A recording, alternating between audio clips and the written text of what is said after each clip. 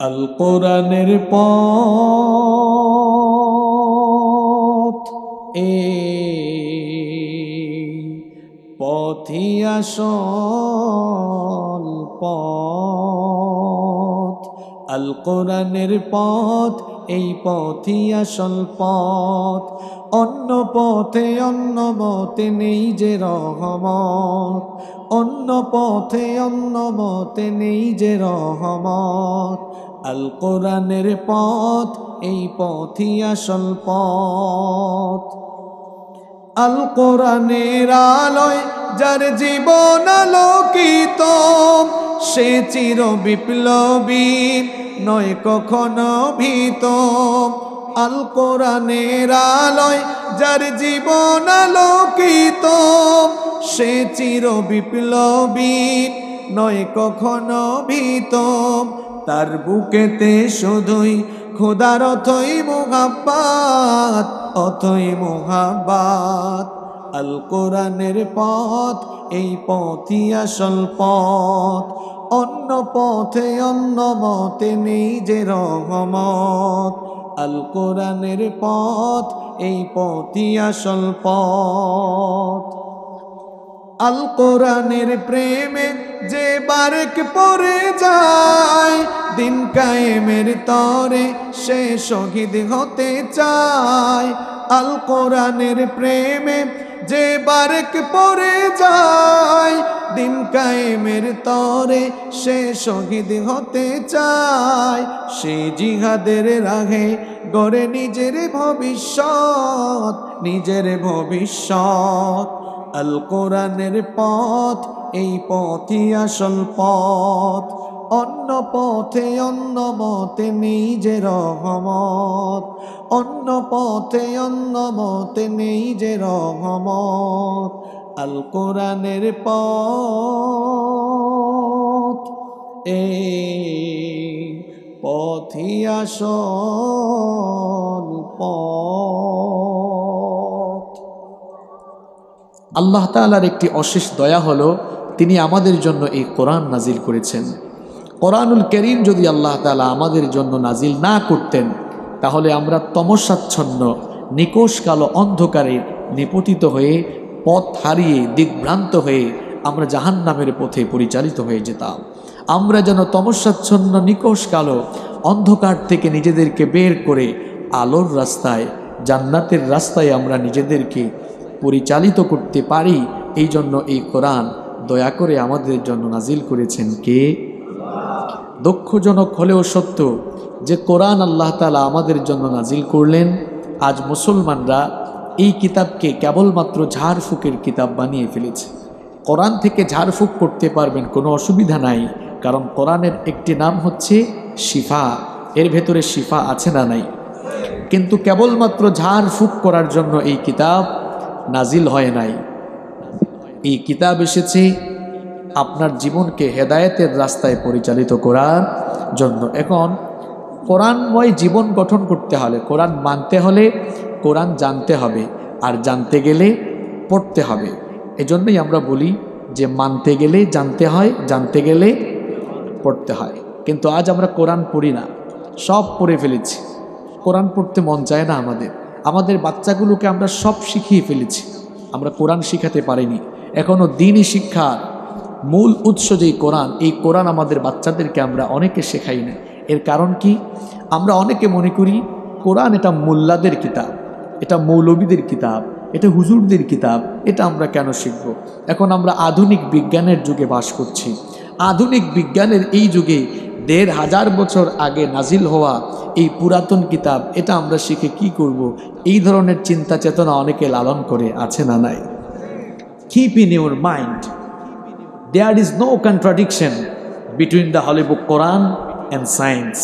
কোরআনের সাথে বিজ্ঞানের কোনো দ্বন্দ্ব নাই। বরং আপনি যে বিজ্ঞানের ফুটানি করেন, আপনার এই বিজ্ঞান কোরআন থেকে ১৫০০ বছর পিছিয়ে আছে। আল্লাহু আকবার। এটা গোলাবাজির বিষয় না, চাপাবাজির বিষয় না। আপনার বিজ্ঞান বর্তমান পৃথিবীতে যা জেনেছে আর যা জানিয়েছে, আল্লাহর কোরআন ১৫০০ বছর আগে তা পৃথিবীর মানুষকে জানিয়েছে। সুবহানাল্লাহ। কোরআনুল কারীমে ৬,২৩৬টি আয়াত আছে। তার মধ্যে ১,৫০০ আয়াত আছে কেবলমাত্র বিজ্ঞানের ব্যাপারে। সুবহানাল্লাহ। Physics, chemistry, biology, astronomy, geology, human embryology, বিজ্ঞানের এমন কোনো শাখা নেই যা নিয়ে আল্লাহর কোরআনে আলোচনা নেই। আল্লাহু আকবার। তাহলে কোরআন আগে না বিজ্ঞান আগে? আরেকটু জোরে বলতে হবে, কোরআন আগে না বিজ্ঞান আগে? আচ্ছা, কোরআন যে আগে, এটা কিভাবে আগে, এবং কোরআন বিজ্ঞান থেকে ১,৫০০ বছর কিভাবে এগিয়ে আছে? চলেন কয়েকটা উদাহরণ আপনাদেরকে দিই, তাহলে খুব সহজে আপনারা বুঝতে পারবেন। এই যে পৃথিবীতে আমরা বাস করছি, বিচরণ করছি, আমার প্রিয় ভাইয়েরা, এই পৃথিবী কি এমনি এমনি তৈরি হয়েছে? না। প্রশ্ন হচ্ছে, how the universe was created, এই মহাবিশ্ব কিভাবে এর উৎপত্তি হয়েছে?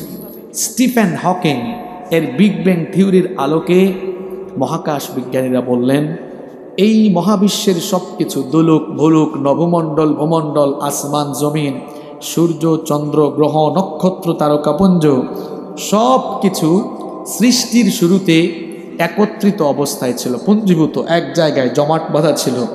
তখন সব কিছু ছিল একটি গ্যাসীয় কণার সমষ্টি।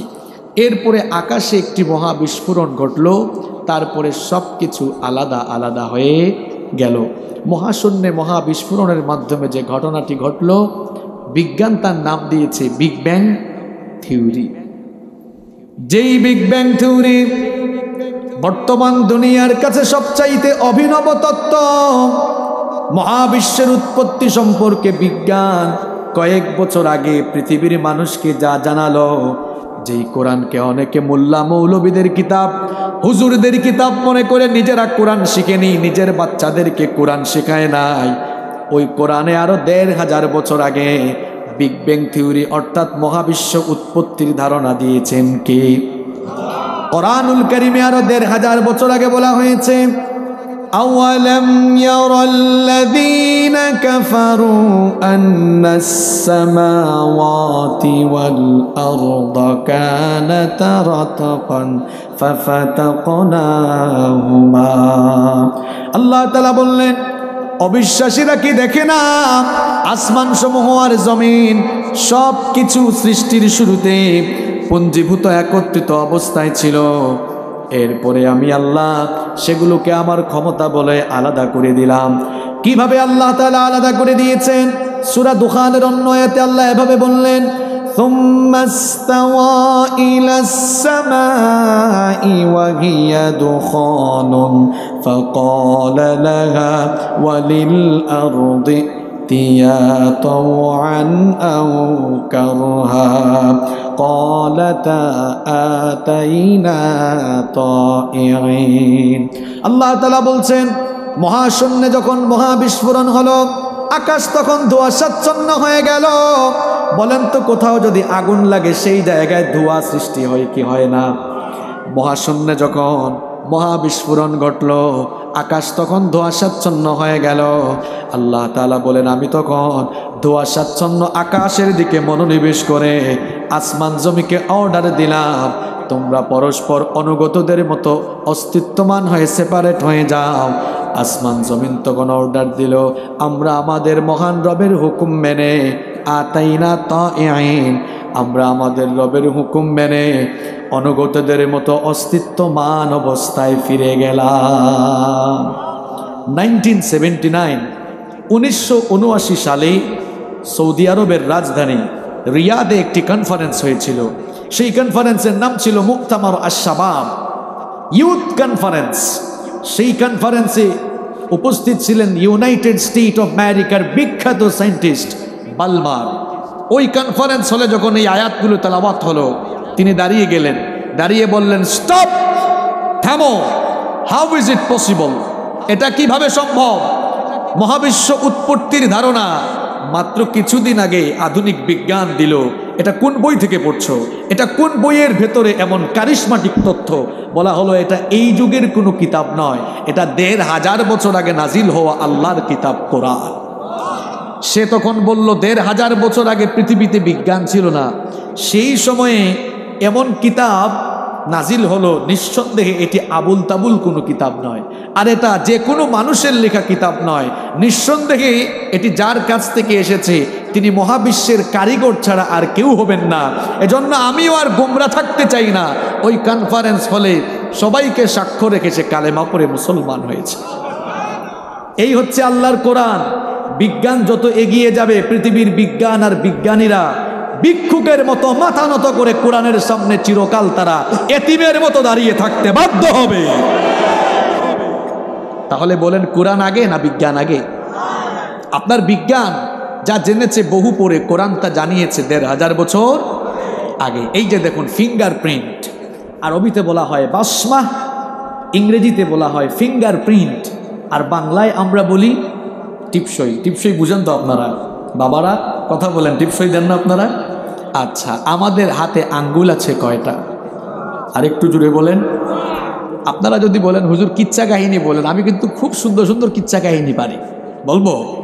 কোরআনের মাহফিলগুলো কিচ্ছা কাহিনী বলার জায়গা না, এগুলো দিন চর্চা, দিন প্রচার আর প্রসারের জায়গা, ঠিক কি না? আমরা আজ অনেকে এটাকে গানের আসর বানিয়ে ফেলছি, কৌতুকের আসর বানিয়ে ফেলেছি। এই জন্য ইসলাম বিরোধীরা, কোরআন বিরোধীরা দিন প্রচারের, দিনই জ্ঞান অর্জনের, দিনই জ্ঞান চর্চার এই পবিত্র জায়গাটিকে নিয়ে আজ তারা কথা বলার সাহস পেয়েছে। এই সমালোচনা, এই ক্রিটিসাইজের জায়গা আমরাই তৈরি করে দিয়েছি। আমরাই 24 ইঞ্চি 26 ইঞ্চি নিয়ে আনি, আমরাই গায়ক নিয়ে আসি, ওয়াজ মাহফিলে 1 ঘন্টার মধ্যে 30 মিনিট খালি গান গায়, কিচ্ছা কাহিনী শোনায়। মানুষ লক্ষ লক্ষ টাকা খরচ করে এইসব আয়োজন করে কিচ্ছা কাহিনী শোনার জন্য নয়, কোরআন হাদিসের জ্ঞান অর্জন করে জ্ঞানের পিপাসা মেটানোর জন্য।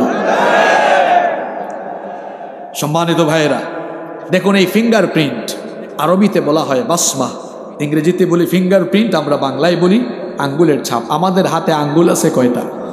আর একটু জুড়ে বলতে হবে, আরো জুড়ে। 10টা। এক আঙ্গুলের ছাপের সাথে আরেক আঙ্গুলের ছাপের কি কোনো মিল আছে? সুবহানাল্লাহ। কারিশমাটা কার এখানে?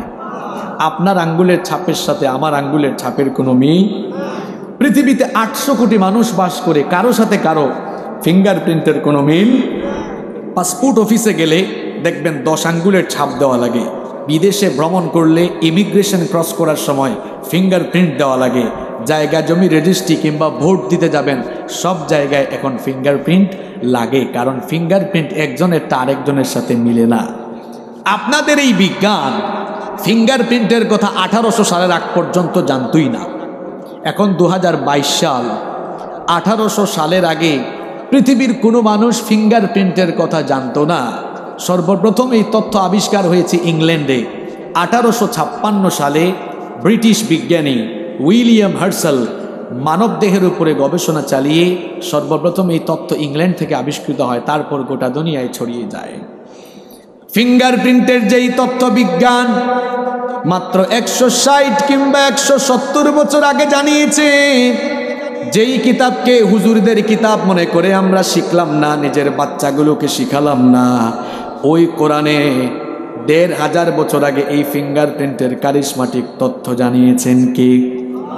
কোরআনুল কারীমের 75 নম্বর সূরা সূরাতুল কিয়ামাহ 3 এবং 4 নম্বর আয়াত আপনি খুলে দেখুন। আল্লাহ তাআলা বলেছেন, আয়াহসাবু আল্লান নাজমা'a 'ইযামা বালা কাদিরিনা আলা আন নুসাউইয়া বানানা। আল্লাহ তাআলা বলছেন, যারা ধারণা করে, যারা মনে করে মানুষ মরে যাওয়ার পরে তার দেহের অঙ্গ প্রত্যঙ্গগুলো যখন ছিন্ন বিচ্ছিন্ন আলাদা হয়ে যাবে, আলাদা হয়ে যাওয়া অঙ্গ প্রত্যঙ্গগুলোকে জোড়া লাগিয়ে কে আবার মানুষকে জিন্দা করবে, এমন ধারণা যারা পোষণ করে, আল্লাহ তাআলা তাদের কথার জবাব দিতে গিয়ে বললেন, তোমাদের ছিন্ন বিচ্ছিন্ন হয়ে যাওয়া অঙ্গ প্রত্যঙ্গগুলোকে জোড়া লাগিয়ে কেবল আমি তোমাদেরকে জিন্দা করব না, বরং তার পাশাপাশি বালা কাদিরিনা আলা আন নুসাউইয়া বানানা, তোমাদের প্রত্যেকের হাতের যে আঙ্গুলের মাথা, এই ফিঙ্গারপ্রিন্ট আঙ্গুলের ছাপগুলো পর্যন্ত আবার পুনর্বিন্যস্ত করব। তাহলে সবাই একটু আওয়াজ দিয়ে বলেন তো, কোরআন আগে নাকি বিজ্ঞান আগে? এই পৃথিবীর শেপ কেমন, আকৃতি কেমন, বিজ্ঞান এক এক সময় এক এক কথা বলে মানুষের সঙ্গে তামাশা করেছে। সর্বপ্রথম প্রাচীনকালের বিজ্ঞানীরা বলেছিলেন পৃথিবী মনে হয় চ্যাপ্টা হইতে পারে কিংবা সমতল। বিজ্ঞান আস্তে আস্তে এগিয়ে গেল। 1597 সালে ফ্রান্সিস ড্র্যাক জলপথে ভ্রমণ করে বললেন প্রাচীনকালের বিজ্ঞানীদের দেওয়া তথ্য ভুল, পৃথিবী আসলে সমতল নয়। আমি জলপথে ভ্রমণ করে দেখলাম পৃথিবী আসলে গোল। আসলেই কি পৃথিবী গোল? কি কথা বলেন না কেন? আপনারা তো শিক্ষিত মানুষ, পৃথিবী কেমন তাইলে? হ্যাঁ, যুবকরা ছাত্ররা কথা বলো, কেমন? ডিম্বাকৃতি। 1597 সালে বিজ্ঞানের দেওয়া তথ্য পৃথিবী গোল। আজকে স্যাটেলাইটের যুগে, আধুনিক বিজ্ঞানের যুগে সেই তথ্য ভুল। আধুনিক বিজ্ঞান বলল না, পৃথিবী আসলে ডিমের সাইজ অর্থাৎ ডিম্বাকৃতির। বিজ্ঞান তামাশা করতে করতে এই আধুনিক বিজ্ঞান পৃথিবীর আকৃতির ব্যাপারে যে তথ্য দিল, যেই কোরআনকে আমরা হুজুরদের কিতাব মনে করে শিখলাম না, নিজের বাচ্চাদেরকেও শিখালাম না, ওই কোরআনে আরো 1500 বছর আগে পৃথিবীর আকৃতির ব্যাপারে সুস্পষ্ট তথ্য যিনি দিয়েছেন তিনি কি? কোরআনুল কারীমে রব্বুল আলামিন বললেন ওয়াল আরদা বা'দা যালিকা দাহাহা। এখানে উলামায়ে কেরাম বসে আছেন, কামুস অ্যারাবিক ডিকশনারি খুলে দেখবেন উট পাখির ডিমকে আরবিতে বলা হয় দাহা। আল্লাহ তাআলা বলেছেন ওয়াল আরদা বা'দা যালিকা দাহাহা, এই জমিনকে পৃথিবীকে আমি উট পাখির ডিমের মতো ডিম্বাকৃতির করে বানিয়েছি। আল্লাহু আকবার। তাহলে কোরআন আগে না বিজ্ঞান আগে? সবাই একমত কোরআন আগে। যদি কোরআন আগে হয় আপনি কেন কোরআন শিখলেন না? এখনো কেন নিজের বাচ্চাদেরকে দিন শিখালেন না? নিজের বিবেককে প্রশ্ন করুন। আপনি আজ নিজের সন্তানকে এ লেভেলে ও লেভেলে পড়াইছেন আগে, কোরআন তো অনেকে শিখায়ও না এখনো। আজ আপনি আপনার সন্তানকে বিজ্ঞান শিখিয়েছেন, এখনো কোরআন শিখালেন না। এখন আপনি তালে তালে তাল মিলাচ্ছেন, হুজুর বিজ্ঞান পড়ে কোরআন আগে। এখন আপনি তালে তালে তাল মিলিয়ে বলতেছেন হুজুর বিজ্ঞান পড়ে কোরআন আগে। তো কোরআন যদি আগেই হয় তাহলে আপনার তো উচিত ছিল আপনার সন্তানকে অ আ ক খ এবিসিডি শেখাবেন পড়ে, আলিফ বা তা থা তাকে শেখাবেন সবার আগে। Teach your children the Holi book Quran. Teach your children the Holi book Quran. The Holi book Quran will teach your children everything. আপনার সন্তানকে কোরআন শিখান, তার হাতে কোরআন তাকে গোটা দুনিয়ার জ্ঞান বিজ্ঞানের সাথে পরিচিত করে দিবে, ঠিক কি না? নিজের বাচ্চাগুলোকে কোরআন শিখান, নিজের সন্তানগুলোকে সবার আগে মক্তবে পাঠান, পারলে সন্তানগুলোকে আলেম বানান, হাফেজ বানান।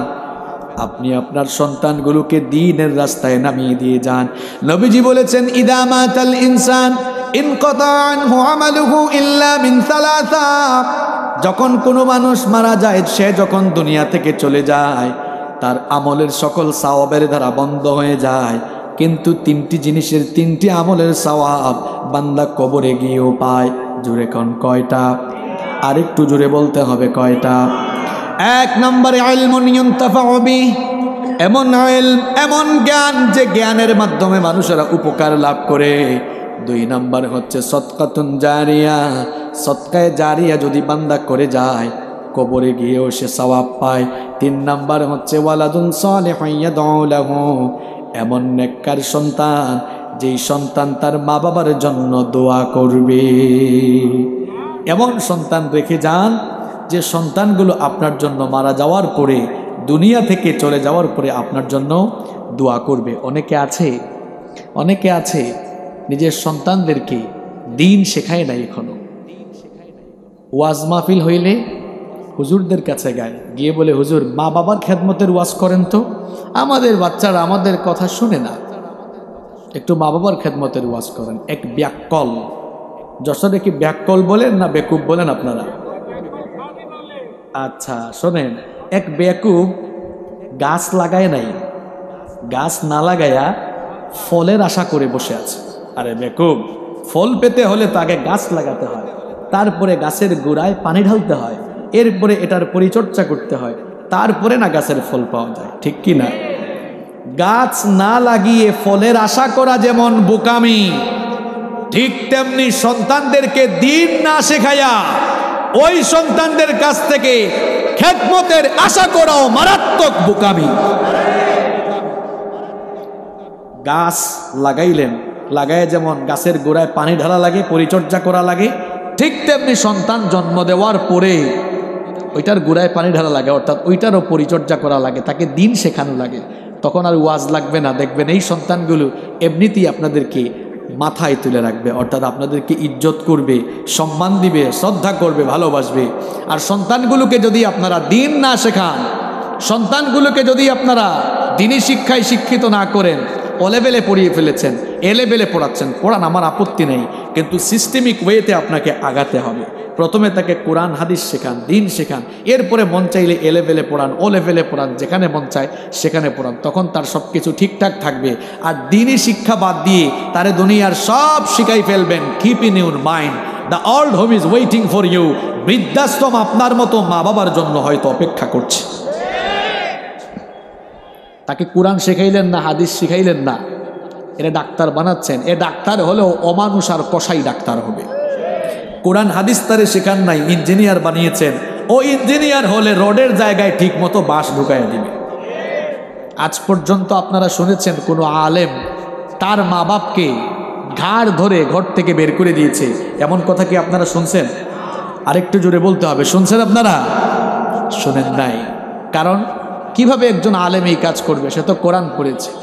এই কোরআনের মধ্যে রব্বুল আলামিন বলেছেন, ওয়ালা তানহারহুমা, খবরদার তোমাদের মা বাপকে ধমক দিও না, রাগ করে কণ্ঠ উঁচু করে কথা বলো না, বরং কথা বলার আদব কোরআনে শিখিয়েছেন কে? আল্লাহ তাআলা আদব শিখালেন। তোমার মা বাবার সঙ্গে কেমনে কথা বলা লাগবে শোনো। ওয়াকুল লাহুমা কওলান কারীমা, সম্মানজনক ভাষায়, ভদ্র এবং মার্জিত ভাষায় মা বাবার সঙ্গে কথা বলতে হবে। আদব শিখাচ্ছে মোল্লা না আল্লাহ? আরেকটু জুড়ে বলেন কে? তো সে তো কোরআন হাদিস পড়েছে, এই জন্য সে তার মা বাবার সঙ্গে বেয়াদবি করে না। আপনি সন্তানদেরকে দিনী শিক্ষায় যদি শিক্ষিত না করেন, বাবা, আপনার দুনিয়া আখেরাত বরবাদ হয়ে যাবে। অনেকে তো অনেকের সন্তানকে নামাজি বানাইলো না, দিনী শিক্ষায় শিক্ষিত করলো না। অনেক সময় অনেক যুবকরা আমাদের কাছে আসে, এসে বলে, হুজুর ড্যাড মারা গিয়েছেন, জানাজার নামাজ কেমনে পড়বে একটু শিখায় দেন। আহ, কি কপাল পোড়া বাপ, সে তার ছেলেকে নামাজটাও ঠিক মতো শিখায় যেতে পারে নাই। কি বলেন, এরকম আছে না নাই? আমি ওই দিন মাহফিলে গিয়েছি, একজন আমাকে বলতেছে, হুজুর দোয়া করবেন, এই যে আমার দুই ছেলে, একজন এ লেভেলে আর একজন অ লেভেলে। আমি বললাম মাশা আল্লাহ। কয় হুজুর এরা কিন্তু আপনার সাথে খুব সুন্দর ইংরেজিতে কথা বলতে পারবে। আমি বললাম ওকে, দ্যাটস ফাইন, তারা বলুক ইংরেজিতে কথা। আপনার বাচ্চারা কি শুদ্ধ করে কোরআন পড়তে পারে? কয় না হুজুর এখনো পড়ে নাই, তবে পড়াবো। তার মানে কি? আমরা ইংরেজি শিক্ষাকে, বিজ্ঞান শিক্ষাকে যতটা গুরুত্ব দেই, দিনী শিক্ষাকে এখনো ততটা গুরুত্ব দিতে পারি নাই বলে একটি বাস্তব চিত্র কি জানেন? আমাদের সন্তানদেরকে আমরা দেখা যায় ইংরেজি বিজ্ঞান কিংবা গণিত তাকে আমরা পড়াবো, বাসায় টিচার রেখেছে। আমার কথা শুনতেছেন আপনারা? শোনা যায়? টিচার রেখেছে। প্রত্যেক টিচাররা বাসায় আসেন, সপ্তাহে 3 দিন করে পড়ায়, মাসে 6,000-7,000 টাকা বেতন। সপ্তাহে 3 দিন হইলে মাসে কই দিন হয়? হিসাব রেখে জানেন না? মাসে 12 দিন হয়। এই স্যার মাসে 3 দিন করে পড়ান, সপ্তাহে 3 দিন করে পড়ান, মাসে 12 দিন হয়। আর মক্তবের হুজুর একজন যদি রাখেও, অনেকে তো রাখে না, রাখলেও কয় হুজুর আপনি 3 দিন না, আপনি 5 দিনই পড়ান। ওনাদেরকে মাসে 12 দিন পড়াইয়া বেতন দেয় 6,000 টাকা। আর মক্তবের হুজুরকে বেশি না, 400-500 টাকা দেয়, অনেকে দেয়ও না। ওই স্যারেরা যখন আসে তখন খুব ভালো ভালো নাস্তা, ফালুদা, পুডিং, ভালো ভালো কেক, চাও না, কফি মারে। আর মক্তবের হুজুর যখন আসে দিলে রং চা দিবে, আর কাঠের মতো শক্ত কিছু বিস্কুট আছে না, ওইগুলা দিবে। কি আমি অবাস্তব কথা বলছি? তাহলে বলেন, ইংরেজি, ম্যাথ, বিজ্ঞান এই কিতাবগুলোর মর্যাদা বেশি না আল্লাহর কিতাব কোরআনের মর্যাদা বেশি? আরেকটু জোরে বলতে হবে। আচ্ছা, যদি কোরআনের মর্যাদা বেশি হয়, তাহলে কোরআন যিনি পড়ান, ওই কোরআনের উস্তাদ, কোরআনের শিক্ষকের মর্যাদাও কম না বেশি? তো কোরআনের মর্যাদা যদি বেশি হয়, সম্মান করার বেলায় এই লোকটাকে একেবারে নিচে ফালাইয়া রাখেন, আর অন্য কিতাবের উস্তাদদেরকে আপনি উপরে তুলে রাখেন। এই বুঝি আপনার বিবেকের দশা, তাই না? সব জানে, অনেকে জেনে বুঝেও এগুলো করে। জানে না বললে হবে না, শুধু হিংসা না, এর আরো বহু কারণ আছে। ওই যে কোরআনকে আমরা এখন অপশনাল বানিয়েছি, বুঝেন নাই? এটা ঝাড়ফুকের কিতাব মিয়া সাহেব, এটা ঝাড়ফুকের কিতাব। হ্যাঁ, it's the source of knowledge and science. এটা জ্ঞান বিজ্ঞানের কিতাব, জ্ঞান বিজ্ঞানের উৎস। পৃথিবীর অমুসলিমরাও যদি কোরআন পড়ে সে জ্ঞানগত ফায়দা পাবে, কোরআন থেকে বেনিফিটেড হবে। আর কেউ যদি জ্ঞানগত ফায়দা পাওয়ার পাশাপাশি ইমানও আনতে পারে, দুনিয়া আখিরাতে সফল হয়ে যাবে। সুবহানাল্লাহ। এটা হেদায়েতের কিতাব, এটা সাম্প্রদায়িক কিতাব নয়, এটা সার্বজনীন কিতাব। যদি এটা সাম্প্রদায়িক কিতাব হতো, আল্লাহ কোরআনে বলতেন হুদাল্লিল মুমিনিন, অথবা বলতেন হুদাল্লিল মুসলিমিন। কোরআনুল কারীমের কোথাও হুদাল্লিল মুমিনিন নেই, হুদাল্লিল মুসলিমিনও নেই। অর্থাৎ এটা মুসলমানদের বা মুমিনদের হেদায়েতের কিতাব বলা হয়নি, বরং বলা হয়েছে হুদাল্লিন নাস। এটি তামাম দুনিয়ার সকল মানবতার জন্য হেদায়েতের কিতাব। সুবহানাল্লাহ। এই জন্য এই কোরআনের কাছে যেই আসবে সেই বেনিফিটেড হবে, সেই উপকৃত হবে। আপনারা মেয়েগুলোকে বেশি বেশি করে মাদ্রাসায় পড়ান, কারণ আমাদের মায়েরা, আমাদের বোনেরা যত বেশি দিনী শিক্ষায় শিক্ষিত হবে, পরিবারগুলো তত বেশি সুন্দর হবে। মনে রাখবেন, একজন নারী তিনি শুধু নারী নন, তার সবচেয়ে বড় পরিচয় তিনি হলেন মা। তিনি কি? এই মা হওয়ার কারণে নারীর মর্যাদা ইসলামে বেড়েছে না কমেছে? আমরা পুরুষ মানুষ, আমাদের পায়ের তলায় স্যান্ডেল জুতা, আর নারীরা মায়ের জাতি হওয়ার কারণে তাদের পায়ের তলায় আল্লাহ তার বেহেশত রেখে দিয়েছেন। সুবহানাল্লাহ। একজন নারী শুধু নারী নন, তিনি হচ্ছেন সন্তান উৎপাদনের কারখানা। নারীদের এই পবিত্র এই পেট থেকেই পয়গাম্বরদের পয়দা হয়েছে, সাহাবীদের পয়দা হয়েছে, আল্লাহর ওলিদের পয়দা হয়েছে, মুফাসসির, মুহাদ্দিস, মুফতি, বড় বড় স্কলারদের পয়দা হয়েছে। ঠিক কি না? মনে রাখবেন, ফ্যাক্টরি ভালো হলে প্রোডাক্ট ভালো হয়, ফ্যাক্টরি খারাপ হলে প্রোডাক্টও খারাপ হয়। এবার কোরআনিক, বৈজ্ঞানিক এবং বাস্তবিক কিছু কথা শুনে যান। এই যে আমরা সবাই পৃথিবীতে এমনি এমনি আসে নাই, মায়ের পেটে ছিলাম না? আমরা ছিলাম। মায়ের পেটে কি সন্তান একদিনে তৈরি হয়ে যায়? না, একটা সুনির্দিষ্ট সময় লাগে। মায়ের পেটে সন্তান বেশ কয়েকটি প্রক্রিয়ায় আস্তে আস্তে সন্তান আস্তে আস্তে তার গঠন প্রণালী তৈরি হয়, যেটাকে আরবিতে বলা হয় মারাহিলুল জিনিন, ভ্রূণতত্ত্ব। বিজ্ঞান তার নাম দিয়েছে হিউম্যান এমব্রায়োলজি, ভ্রূণতত্ত্ব। এই ভ্রূণতত্ত্ব নিয়ে যারা গবেষণা করেছেন তারা বলছেন a child gets hearing before 16 weeks of birth. একটি সন্তান যখন মায়ের পেটে থাকে, সে জন্মের 4 সপ্তাহ আগে, 4 সপ্তাহ মানে কয় মাস? জন্মের 16 সপ্তাহ, 16 সপ্তাহ মানে কয় মাস?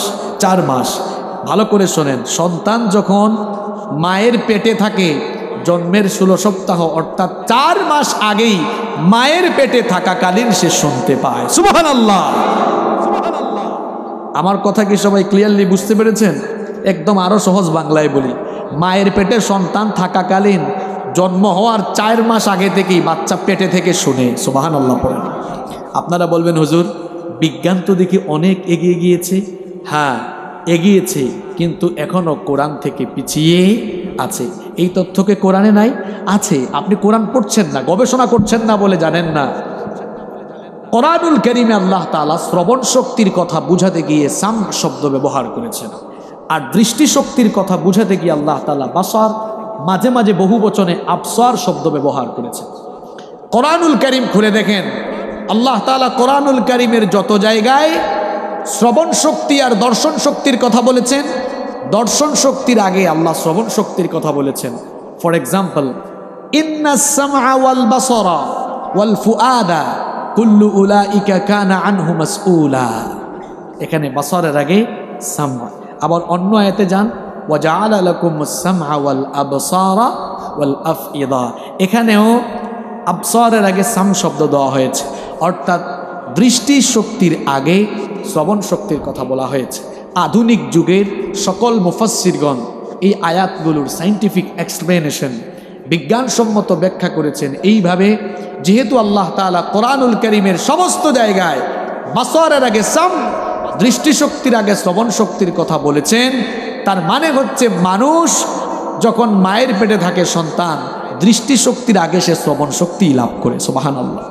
আচ্ছা, এই তথ্য শোনাবার জন্য এই কথাটা বলি নাই, এবার মূল কথায় চলে আসে। তাহলে সন্তান জন্মের কয় মাস আগে মায়ের পেটে শোনে? সবাই বলতে হবে কয় মাস? কোরআন এবং বিজ্ঞান একমত না দ্বিমত? একমত না দ্বিমত? এবার আমি আমার মূল কথায় চলে যাই। যেহেতু সন্তান জন্মের 4 মাস আগে মায়ের পেটে থাকাকালীন শুনে, ওই মা সে যদি নেককার না হয়, ভালো না হয়, ওই মা যদি সন্তানকে পেটে নিয়ে প্রেগন্যান্সিতে থাকাকালীন সারাদিন হিন্দি গান শুনে, সারাদিন হিন্দি সিরিয়াল দেখে, ঝাঁকানাকা আর ডিজে গান শুনে, কোরআন বিজ্ঞান একমত হয়ে বলছে সন্তান জন্মের কয় মাস আগে শোনে? জোরে বলেন।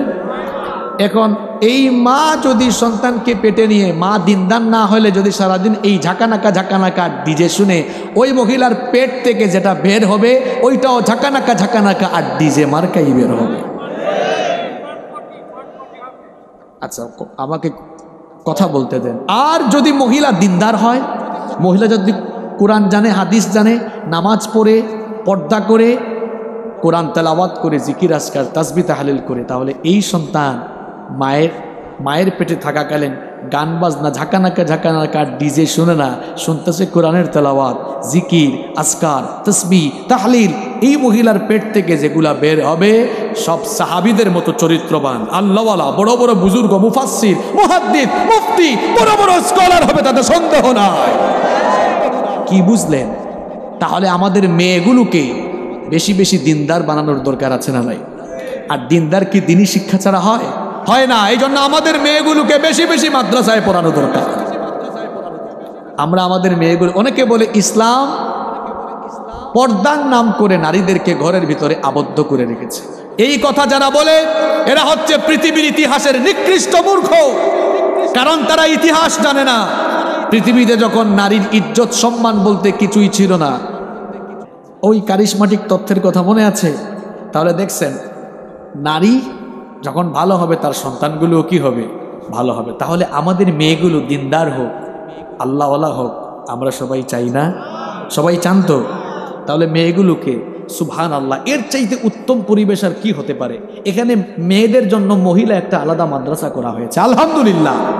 এখানে ছেলেরা নাই, মেয়েরা নির্বিঘ্নে তাদের এই ক্যাম্পাসে পড়াশোনা করতে পারবে। আমি তো বলবো এটা এই এলাকাবাসীর জন্য আল্লাহ তাআলার একটি স্পেশাল নেয়ামত, অশেষ একটি রহমত। আলহামদুলিল্লাহ পড়ে মেয়েগুলো এখানে এসে নির্বিঘ্নে নিরাপদে পর্দা মেনটেন করে। এবং আমি মাদ্রাসার পরিবেশ দেখলাম, এখানে হাফেজি মাদ্রাসা দেখলাম, এত ভালো লেগেছে আমার। একেবারে গ্রামের ভেতরে এত পরিষ্কার পরিচ্ছন্ন, নিট অ্যান্ড ক্লিন ক্যাম্পাস, এটা বাংলাদেশের কম জায়গায় আছে। নিঃসন্দেহে এটা যারা পরিচালনা করেন তারা অত্যন্ত স্মার্ট চিন্তা চেতনার অধিকারী, এতে কোনো সন্দেহ নাই।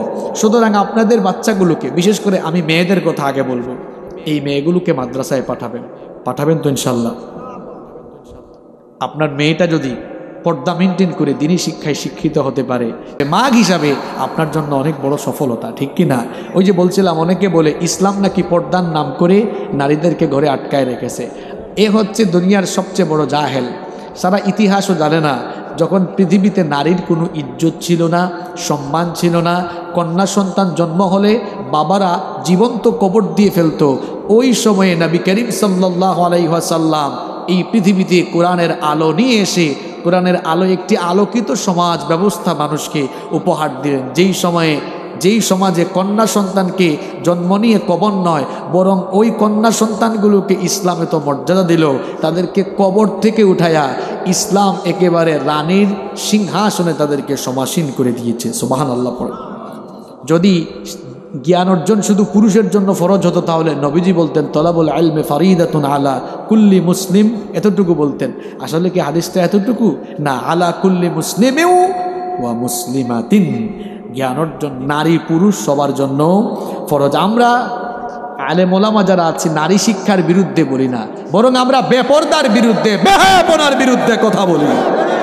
আমরা নারী শিক্ষার পক্ষে। আমাদের বোনেরা তারা পড়াশোনা করবে, উচ্চ শিক্ষায় শিক্ষিত হবে, তারা চাকরি বাকরি করবে, ব্যবসা বাণিজ্য করবে, আমাদের আপত্তি নাই, কেবলমাত্র তাদেরকে পর্দা করতে হবে। আর যারা নারীবাদী, নারী প্রগতিশীল হয়ে, নারীদের প্রতি দরদি হয়ে হয়ে হুজুরদের বিরুদ্ধে কথা বলে, আপনারা দেখবেন এদের হাতেই নারীরা সবচাইতে বেশি লাঞ্ছিতা, অপমানিতা এবং ধর্ষিতা হয়ে থাকে।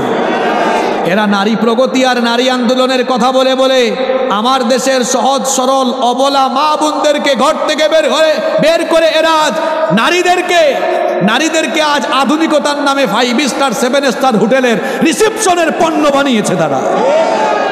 আর আমরা আমাদের মা বোনদেরকে পর্দার কথা বলে বলে আমরা তাদের ইজ্জত আবরুর নিশ্চয়তার কথা বলে থাকি। এরা নারী প্রগতির কথা বলে বলে এখন গিয়ে দেখেন হোটেলগুলোর রিসিপশনে, কক্সবাজারে গেলে দেখবেন অনেক হোটেলের রিসিপশনে মেয়েদেরকে বসাই দিয়েছে, ভোগ্য পণ্য বানিয়েছে তারা। আরে বাপরে বাপ, এই প্রগতিশীলরা নারী স্বাধীনতার নামে অফিসের বসকে যদি নারী অফিসে গিয়ে সুন্দর করে চা খাওয়ায়, এটাকে তারা স্মার্টনেস বলে। আর ওই মহিলা যদি নিজের স্বামীকে চা করে খাওয়ায়, এটা তো দাসত্ব হয়ে গেল, যেন নারী তার স্বামীর কাছে বন্দী হয়ে গেল। ঠিক কিনা বলেন? এরা এইভাবে করে। এই যে পাগলারা, ওই যে এক পাগলা দেখছেন না, টাকলা, এর তো কোনো খোঁজখবর নাই। মাঝখানে দেখেছেন আপনারা, আমি তার বক্তৃতা একদিন শুনলাম, ফেসবুকে শুনলাম, সে বলতেছে কি করে মানুষ নারীদের প্রতি এরকম আচরণ করে, মানে খুব নারীবাদী হয়ে বক্তব্য দিচ্ছে। এই যে নারীবাদী, এদের চরিত্র দেখেন আপনারা। এত নারীবাদী ছিল, শেষ পর্যন্ত তার লুচ্চামি এমনভাবে ফাঁস হয়েছে, তার একটা অডিও ফাঁস হয়ে জাতির সামনে তার চরিত্র প্রকাশ হয়ে গিয়েছে। আর কয়টার কথা বলবো, এই টেলিভিশন চ্যানেলগুলোতে যারা নারীবাদী হয়, এদের প্রত্যেকটার আকাম কুকাম ফাঁস হয়ে গিয়েছে। ঠিক কিনা বলেন? আমাদের মেয়েগুলোকে দিনদার বানাতে হবে। মেয়েগুলোকে দিনদার বানানোর জন্য মেয়েগুলোকে মাদ্রাসায় পড়াতে হবে। মাদ্রাসায় পড়াবেন তো? ছেলেগুলোকে মাদ্রাসায় পাঠান, হাফেজি মাদ্রাসা আছে, এদেরকে হিফজ করান। সুবহানাল্লাহ। বাচ্চাগুলোকে যদি আপনারা দিনের শিক্ষায় শিক্ষিত করাতে পারেন, দুনিয়ায় যেমন সম্মানিত হবেন, আখিরাতেও আপনারা সম্মানিত হবেন। নবীজি বলেছেন, মান করা আল কোরআন ওয়া আমিলা বিমা ফি উলবিসা ওয়ালিদাহু তাজাই ইয়াউমাল কিয়ামাহ। নবীজি বলেছেন, যেই ব্যক্তি কোরআন পড়বে এবং কোরআন অনুযায়ী আমল করবে, ওই লোকটার মা বাবাকে আল্লাহ তাআলা কিয়ামতের দিন তাদের মাথার মধ্যে নূরের মুকুট আল্লাহ পরিধান করাবে। ছেলেগুলোকে মেয়েগুলোকে মাদ্রাসায় পড়ান, দিনের শিক্ষায় শিক্ষিত করুন, কিয়ামতের দিন মাথায় নূরের তাজ পরায় দিবেন কে? সবচেয়ে বড় কথা হলো, আপনি মারা যাওয়ার পরে আপনার ছেলেটা আলেম হলে সে আপনার জানাজার নামাজে ইমামতি করবে। বাবারে, এটা হচ্ছে আপনার জীবনের সবচেয়ে বড় সফলতা। আমার মাদেরকে বলতে চাই যারা মাহফিলে এসেছেন, মাগো, আপনার ছেলেটা যদি আলেম হয়, আপনি মারা যাওয়ার পরে সে যদি আপনার জানাজা করে, মাগো, এটাই হচ্ছে আপনার জীবনের সবচেয়ে বড় সফলতা। ঠিক কি না? আপনার ছেলে যখন আপনার জানাজা ইমামতি করবে, তার অবস্থা এমন হবে, ফিলিংসটা এমন হবে, প্রত্যেকটা তাকবীর জানাজায় দিতে গিয়ে কলিজাটা দুমড়ে মুচড়ে উঠবে, চক্ষু থেকে পানি বেয়ে পড়বে। মনে রাখবেন, গোটা দুনিয়ার সাগর মহাসাগরের পানি দিয়ে কবরে জাহান্নামের আগুন নেভানো যায় না। কিন্তু আপনার সন্তান যদি নেককার দিনদার হয়, নেককার বানিয়ে যান, সে 2 ফোঁটা চোখের পানি ছাড়বে। ওই 2 ফোঁটা চোখের পানির পাওয়ার এত বেশি, এই 2 ফোঁটা চোখের পানি নাকের ডগায় আসার আগে 2 ফোঁটা চোখের পানি দিয়ে আল্লাহ জাহান্নামের আগুনকে চিরতরে নিভাইয়া দিবেন। সন্তানগুলোকে জন্য আলেম বানান। আমার মা বোনদেরকেও বলবো, ছেলে মেয়েগুলোকে মাদ্রাসায় পড়ান। আজ আমাদের শিক্ষাঙ্গনগুলোতে যদি কোরআন হাদিস থাকতো, দিন চর্চার সুযোগ থাকতো, তাহলে এই শিক্ষাঙ্গনগুলো থেকে ছাত্ররা ইয়াবাখুর গাজাকুর হয়ে বের হতো না। ঠিক কি না? আজ বিশ্ববিদ্যালয়ের হলগুলোতে, কিছু কিছু বিশ্ববিদ্যালয়ের হলগুলো গাজার আস্তানায় পরিণত হয়েছে। সব পড়ানো হয় তাদেরকে, ইংরেজি, বিজ্ঞান, দর্শন, ইতিহাস, শুধু কোরআন নাই, হাদিস নাই। আর এখন তো ধর্ম শিক্ষা যেটাও ছিল, ওইটাও বাতিল করার ষড়যন্ত্র চলছে। বোর্ড পরীক্ষা থেকে এখন ধর্ম শিক্ষাকে বাদ দেওয়া হয়েছে। এখন এমন একটি ভয়াবহ পরিকল্পনা করে সামনের দিকে আগানো হচ্ছে, শিক্ষা ব্যবস্থাকে এমন দিকে এগিয়ে নিয়ে যাওয়া হচ্ছে, এই শিক্ষা ব্যবস্থা দিয়ে আমাদের আগামী প্রজন্মকে নাস্তিক বানানোর ভয়াবহ ষড়যন্ত্র চলছে। সব পরীক্ষা নিতে পারো, ধর্ম পরীক্ষা নিলে অসুবিধা কোথায়? যেটা ছিল ওইটাকেও বাদ দেওয়া হচ্ছে, বরং আরও বিবর্তনবাদ নামক কুফরি মতবাদকে শিক্ষা ব্যবস্থায় এড করে দেওয়া হচ্ছে। গাধার দল, মানুষই ছিল, বানর থেকে মানুষ হয় নাই, বরং মানুষ নামক কিছু অমানুষের জাতকে আল্লাহ তাদের পাপাচারের কারণে মানুষ থেকে বানর বানিয়ে দিয়েছেন। এই ঘটনা কোরআনে আছে না নাই? ওই বনি ইসরাইলের 70,000 ইহুদিকে আল্লাহ তাদের সীমালঙ্ঘনের কারণে বানর বানিয়ে দিয়েছেন। বানর থেকে মানুষ হয় নাই, মানুষই ছিল, বরং কিছু অমানুষের জাতকে আল্লাহ বানর বানিয়ে দিয়েছিলেন। এই বিবর্তনবাদ নামক কুফরি মতবাদ আমাদের শিক্ষা ব্যবস্থায় এড করে দেওয়া হয়েছে। আরে ভাই, শিক্ষা ব্যবস্থা নিয়ে কি কথা বলবো এখন? সবাই একটু জবাব দিয়েন তো, যাদের বয়স 30 বছরের উপরে, আপনারা বলবেন, বাকিরা চুপ থাকবেন। বলেন, যাদের বয়স 30-এর উপরে, আমরা 17-18 বছর বয়সে গিয়ে যা বুঝছি, মানে দাখিল আলিম বা এসএসসি ইন্টারমিডিয়েটে গিয়ে যা বুঝছি, এখনকার 6-7-এ পড়ে এরকম পুচকা পুলামাইয়ারা দেখবেন সব বুঝে। শুনেন আমার কথা, আমি চিন্তা করলাম এই পুচকা পুলামাইয়ারা এত কম বয়সে পাকছে কেমনে? কারণ তো অবশ্যই আছে। আমি একটু গবেষণা করলাম, গবেষণা করে কারণ খুঁজে পাইছি 2টা। কয়টা? আরো জোরে বলেন, কয়টা? 2টা কারণ খুঁজে পেয়েছি, বলবো আমি। 1 নাম্বার অপশিক্ষা, 2 নাম্বার অপসংস্কৃতি। বলেন, 1 নাম্বার অপশিক্ষা, 2 নাম্বার অপশিক্ষা। কি? আরে বাপরে বাপ, আপনি ক্লাস 6-7-এর শারীরিক শিক্ষা বই একটু হাতে নিয়েন, এমন চ্যাপ্টার, এমন লেসন মানে সেখানে ঢোকানো হয়েছে।